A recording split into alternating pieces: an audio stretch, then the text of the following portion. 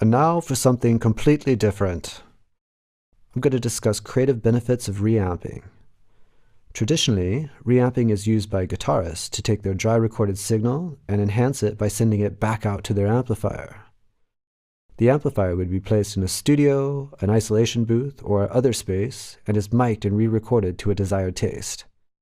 In other words, the engineer will run the signal out of the box, through an amplifier, and record the result. Through this process, the amp, recording chain, and/or room ambience can impart a new sense of space or tone quality. Let it be known that this technique is just not useful for guitars. Playing back drums, vocals, synthesizers, and other instruments through guitar amps yield entirely new tonalities and a wide range of sonic possibility.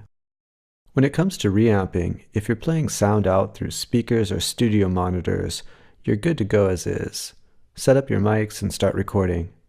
But if you plan to record through stomp boxes or actual guitar or bass cabinets, you'll need a reamp box to keep it from possibly blowing up your kit. Why on earth would that happen? It's because the output from your interface is at the wrong level in impedance to just play straight into an amp or pedal. The output signal will be much louder than the amplifier or pedals are expecting to receive. You can solve this situation by converting the signal through a reamp box.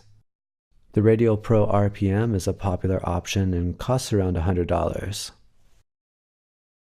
If you're bold, give it a try without one, but make sure that the levels that you're sending out of your interface are turned down low enough to keep from overloading any of the equipment you're sending them to.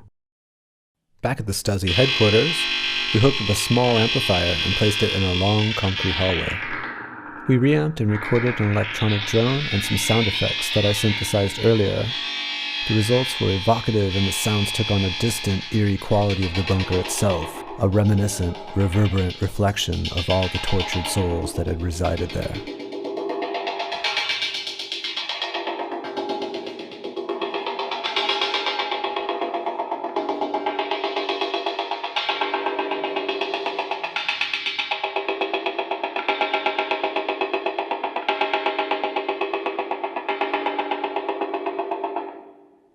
At one point, we decided to use a large metal door that separates the mic and the amplifier as a natural filter. By opening and closing the door, we were able to modulate the volume and frequency. It was an interesting experiment, but unfortunately, the sounds of the door moving back and forth were audible as well.